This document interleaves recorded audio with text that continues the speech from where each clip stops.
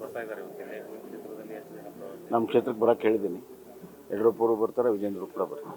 ರಾಷ್ಟ್ರೀಯ ನಾಯಕರು ರಾಜ್ಯ ನಾಯಕರು ಮತ್ತು ರಾಷ್ಟ್ರೀಯ ನಾಯಕರಿಗೂ ಬರೋದಕ್ಕೆ ನಾವು ಆಹ್ವಾನ ಕೊಟ್ಟಿದ್ದೇವೆ. ಬಹುತೇಕವಾಗಿ ಇನ್ನೊಂದು 2-3 ದಿವಸದಲ್ಲಿ ಎಲ್ಲ ಟೂರ್ಗಳು ತೀರ್ಮಾನ ಆಗ್ತದೆ. ರಾಷ್ಟ್ರೀಯ ನಾಯಕರು ಕೆಲವು ಕ್ಷೇತ್ರಗಳಿಗೆ ಬರ್ತಾರೆ ಮತ್ತು ರಾಜ್ಯ ನಾಯಕರು ಪ್ಲಸ್ ಸೆಲೆಬ್ರಿಟೀಸು ಎಲ್ಲರೂ ಒಟ್ಟಿಗೆ ಇಡೀ ರಾಜ್ಯದಲ್ಲಿ ಒಂದೇ ಸತಿ ಪ್ರವಾಸ ಪ್ರಾರಂಭ. ಸೆಲೆಬ್ರಿಟೀಸ್ ಯಾರ್ಯಾರು ಅಲ್ಲ, ಅದು ರಾಜ್ಯಕ್ಕೆ ಬಿಟ್ಟಿದೆ. ಹೇಳಿದ್ದಾರೆ ನಮ್ಗೆ ಸೆಲೆಬ್ರಿಟಿ ಈ ಸತಿ ಯಾರು ಬರ್ತಾರೆ ಅಂದ್ರೆ ರಾಜ್ಯಕ್ಕೆ ಬಿಟ್ಟಿದೆ.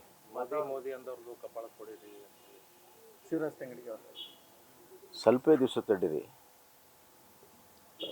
ಜನ ಯಾರಿಗೂ ಮೋದಿ ಕಪಾಳ ಹೊಡಿ ಎಂದಿದ್ದಾರೆ. ಮತಗಳ ಮುಖಾಂತರ ಅವ್ರ ಕಪಾಳ ಮೋಕ್ಷ ಆಗ್ತದೆ. ಭಾಳ ಉತ್ತಮವಾದ ವಾತಾವರಣ ಇದೆ. ಎಲ್ಲ ವರ್ಗದ ಜನ ದೊಡ್ಡ ಪ್ರಮಾಣದಲ್ಲಿ ಬೆಂಬಲ ಕೊಡ್ತಾ ಇದ್ದಾರೆ. ಮತ್ತು ಅವರು ತಮ್ಮ ಅನಿಸಿಕೆಯನ್ನು, ಅಭಿಪ್ರಾಯಗಳನ್ನು ಮುಕ್ತವಾಗಿ ಹೇಳ್ತಾ ಇದ್ದಾರೆ. ಯಾವುದು ಗುಪ್ತವಾಗಿಲ್ಲ, ಮುಕ್ತವಾಗಿ ಅಭಿಪ್ರಾಯ ವ್ಯಕ್ತಪಡ್ತಾ ಇದ್ದಾರೆ.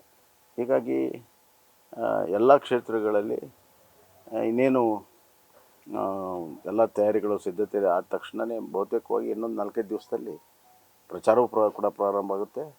ಮತ್ತು ದೊಡ್ಡ BJP ಅಲೆ, ಮೋದಿ ಅಲೆ ಕರ್ನಾಟಕದಲ್ಲಿ. ಬರಗಾಲದ ವಿಚಾರವಾಗಿ ಸಿದ್ದರಾಮಯ್ಯ ಸುಪ್ರೀಂ ಕೋರ್ಟ್ ಒಂದು ಕಡೆ ನಿರ್ಮಲಾ ಸೀತಾರಾಮನ್ ಅವರೆಲ್ಲ ಸುಳ್ಳು ಹೇಳ್ತಿದ್ದಾರೆ. ಆರ್ಥಿಕ ಪರಿಸ್ಥಿತಿ ಅಧೋಗತಿಗೆ ಹೋಗಿದೆ. ಖಂಡಿತ ಅವರ ಆರ್ಥಿಕ ಪರಿಸ್ಥಿತಿ ಅಧೋಗತಿ ಹೋಗಿದ್ದಕ್ಕೆ ಅವರು ಇದನ್ನೆಲ್ಲ ಮಾಡ್ತಿದ್ದಾರೆ. ನೋಡಿ, UPA ಸರ್ಕಾರ ಇತ್ತು. UPA ಸರ್ಕಾರ ಇದ್ದಾಗ NDRFದಲ್ಲಿ ಎಷ್ಟು ದುಡ್ಡು ಕೊಟ್ಟರು. ಈಗ ನಮ್ಮದು 10 ವರ್ಷದಲ್ಲಿ NDA ಸರ್ಕಾರ NDRF ಎಷ್ಟು ದುಡ್ಡು ಕೊಟ್ಟರು ಬಹಿರಂಗಪಡಿಸಿ. ನಂಬರ್ 1. ನಂಬರ್ 2, UPA ಸರ್ಕಾರ ಇದ್ದಾಗೂ ಕೂಡ ಬರಗಾಲ ಆಯಿತು. ಸಿದ್ದರಾಮಯ್ಯ ಅವರು ಮುಖ್ಯಮಂತ್ರಿ ಇದ್ದಾಗ 13ರಿಂದ 18ರವರೆಗೂ 3 ಬಾರಿ ಬರಗಾಲ ಆಯಿತು. ಆವಾಗ ಎಷ್ಟು ತಿಂಗಳ ನಂತರ ಪರಿಹಾರ ಕೊಟ್ಟಿದ್ದಾರೆ ಆ ದಾಖಲೆ ಬಿಡುಗಡೆ ಮಾಡಲಿ.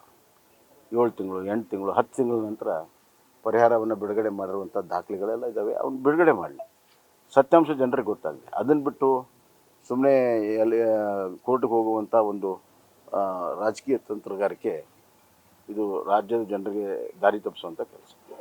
ನಾಯಕರ ಅತೃಪ್ತಿ ಏನಾದರೂ ಮುನ್ನಡೆ ಆಗ್ತದ? ಇಲ್ಲ, ಈಗ ನೋಡಿ ಎಲ್ಲ ಕಡೆ ಈಗ ಸರಿ ಆಗ್ತಾ ಇದೆ. ಇವತ್ತು ಯಡಿಯೂರಪ್ಪನವ್ರು ದಾವಣಗೆರೆ ಕೂಡ ಬರ್ತಾ ಇದ್ದಾರೆ.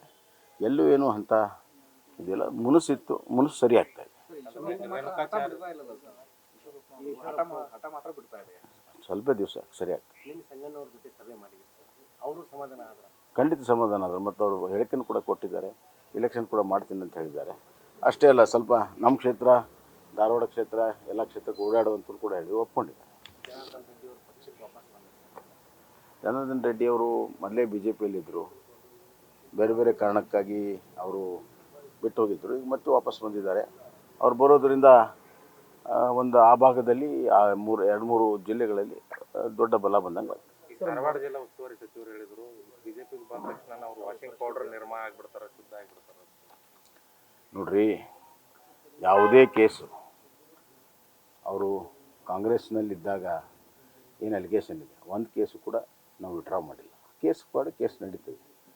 ಅದೆಲ್ಲ ಹಿಂದೆ UPA ಸರ್ಕಾರದಾಗಿದ್ದಾಗ ರಾಜಕೀಯ ಮುಖ ನೋಡಿ ಕೇಸುಗಳು ಹಾಕೋದು, ಬಿಡೋದು, ಮಣಿ ಮಾಡ್ತಿದ್ರು.